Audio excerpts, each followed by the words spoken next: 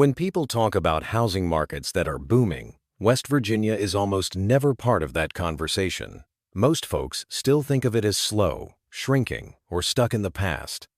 But here's what's interesting: when you actually look at what's happening on the ground heading into 2026, that old picture doesn't really match reality anymore. West Virginia isn't booming in the loud, flashy way that places like Florida or Texas did during the pandemic. It's doing something much quieter and, honestly, much healthier. Prices aren't exploding overnight, but they're rising steadily in specific cities where demand keeps showing up year after year. And that kind of growth is usually the kind that lasts. A big reason for this shift is affordability. Compared to most states, West Virginia still offers homes at prices that feel almost unreal if you're coming from anywhere near a major metro. That low entry point is pulling in first-time buyers, retirees, remote workers, and investors who are completely priced out elsewhere. When demand shows up and supply doesn't grow fast enough, prices don't need hype. They move on fundamentals.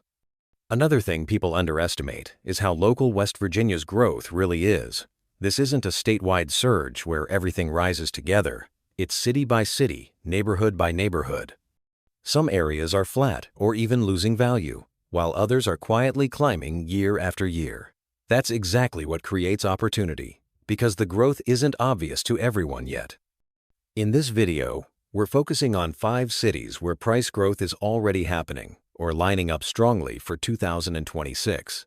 These aren't guesses or maybe someday places. These are markets where home values have been moving up consistently, driven by real demand jobs, universities, healthcare, commuting patterns, and lifestyle shifts. Let's start with the first one, Morgantown, the anchor market. If there's one city in West Virginia that keeps proving people wrong, it's Morgantown. This is often the first place that shows up when you look at where home prices are growing the fastest, and there's a reason for that. Morgantown has something most West Virginia cities don't: a built-in demand engine that doesn't shut off during slow economies. The university keeps students, faculty, staff, and young professionals flowing into the city year after year.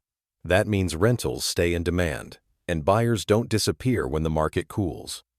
What's important here is that the growth isn't just student housing. Healthcare, jobs, research, and professional roles tied to the university are creating a steady middle-income buyer pool. That's the kind of demand that supports price growth without extreme volatility.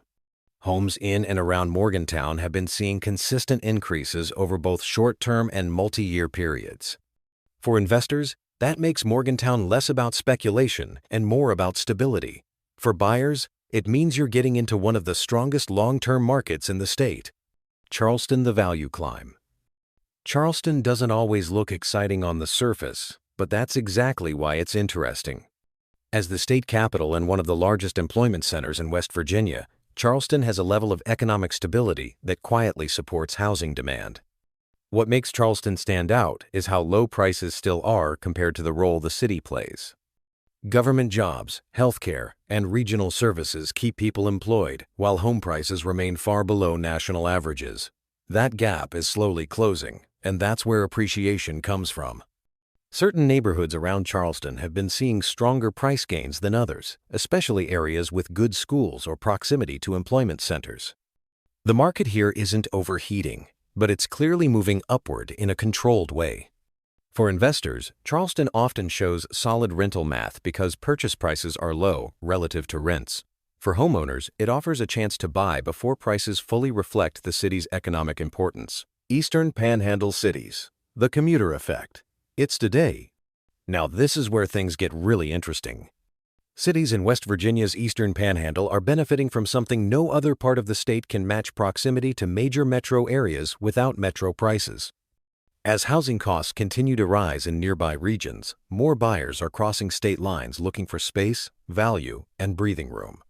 Places like Charlestown, Martinsburg, and nearby towns are seeing steady price growth driven by commuters, remote workers, and families who still want access to bigger job markets. That demand has been pushing values up over both the short term and the last 5 years. What makes this growth powerful is that it's lifestyle driven. People aren't moving here temporarily, they're settling. And when people put down roots, housing demand sticks around. Prices here are higher than much of West Virginia, but still far below comparable markets just a short drive away. That gap continues to attract buyers in 2026. So far, we've talked about places in West Virginia where growth makes sense on paper: universities, government jobs, and commuter demand. Now let's look at two cities that don't always get attention, but are showing some of the most interesting housing patterns in the state right now.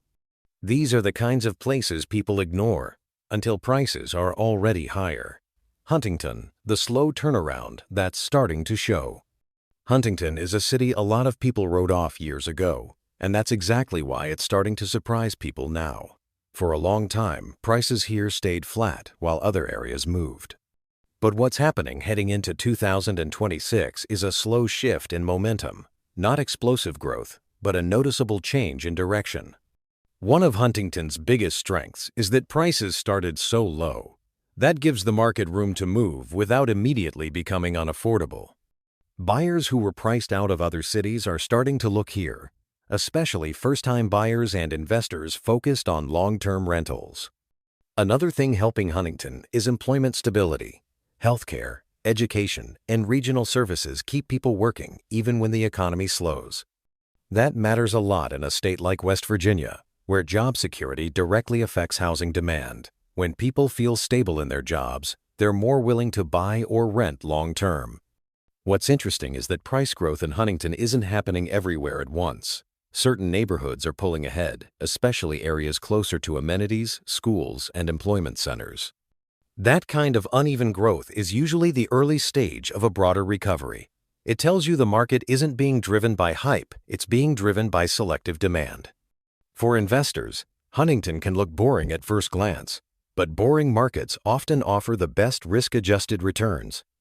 Lower purchase prices mean less downside, and steady rental demand helps carry the property while values slowly improve. It's not a get-rich-quick city, it's a buy-early-and-wait city. Wheeling is one of those cities people don't think about until they realize where it's located. Sitting right near the border, Wheeling benefits from something a lot of West Virginia cities don't: spill over demand.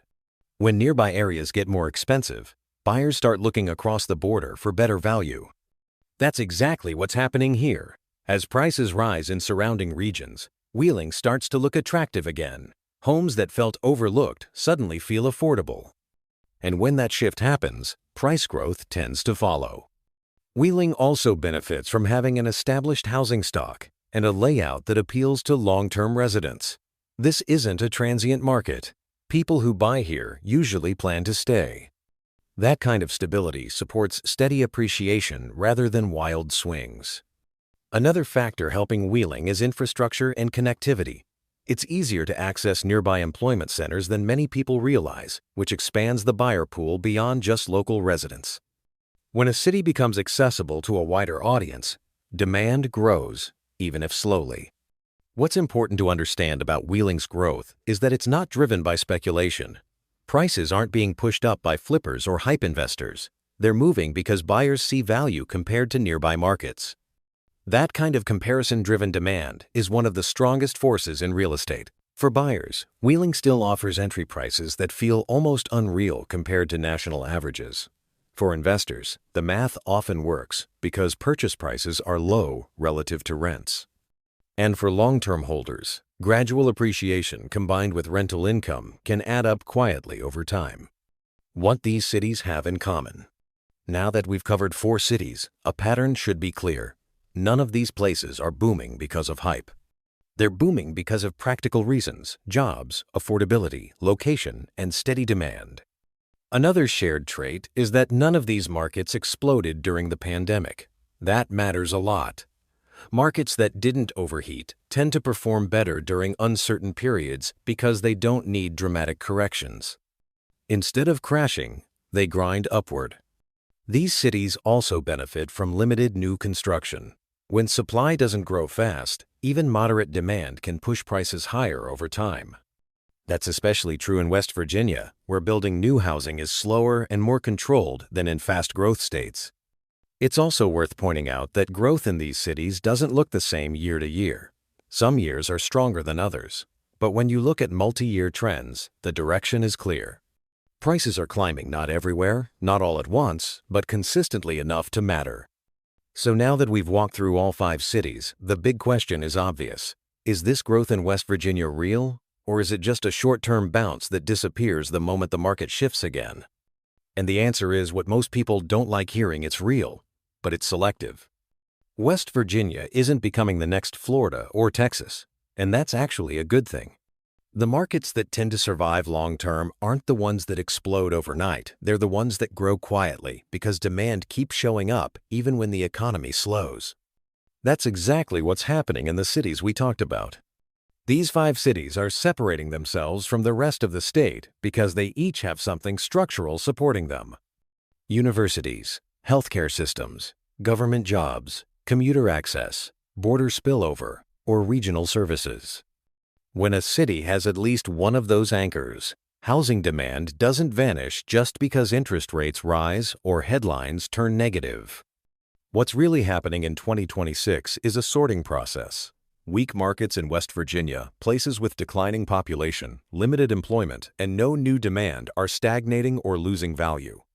Meanwhile, cities with anchors are quietly absorbing buyers who are priced out elsewhere or looking for stability. That's why you see growth in pockets instead of across the entire state. Another reason this boom feels invisible is because prices are still low compared to national averages.